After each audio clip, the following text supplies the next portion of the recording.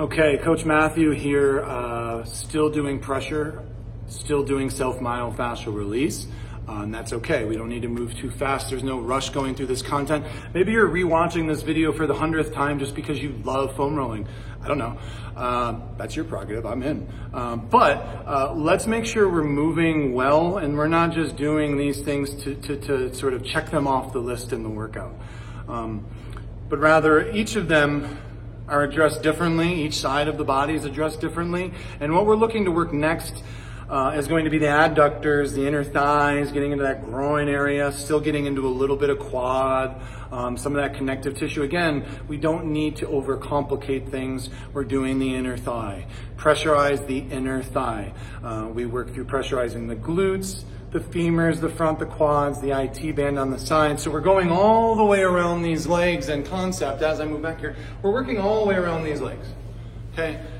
Hugely important to start to hydrate some of these tissues as we want to move well. So I brought my friend red PVC out. So this is a little bit of a harder density. Yeah, I just hit myself in the chin there, that's okay. This one's wrapped with, I believe there's like a little bit of padding on here. Padding, I mean what? I don't even know, a centimeter. But this is a piece of PVC pipe, very similar to its friend over here, skinny guy. Skinny guy we'll use for more thoracic extension, more positional stuff, more posture recognition. This will be used for, you could use it for the back, you could use it for the glutes. We can use this for all of these leg muscles, and especially for the IT band. Our friend, the gray one, this might be a little bit too soft to get some return on that inner thigh. This might be the trick. I'm gonna stay consistent today for those of you that want to use the medicine ball. So this is sort of a one-size-fits-all for all of these movement patterns. There's a couple different cues we can use here. We can think about externally rotating the hip. We can think about, oh, lift your leg up nice and wide. I think the most effective and most useful cue I've ever used is, imagine a dog peeing on a fire hydrant, specifically maybe a boy dog. They're always lifting their legs up, right? So in that effort, we're gonna lift this leg up and drop it down on top of my medicine ball. Okay, so this is on my inner thigh relative to this position. So I want to show you this first starting spot of where I'm allowed to put pressure on the inner thigh by mechanizing this knee into the ground, creating that leverage, creating that pressure in the adductor with the back foot on the ground, creating some base. Okay, so this is my baseline starting position as I create some adduction. With all of these movements, we can get a little bit of movement, some cross-hatching. This would be moving parallel with the tissue.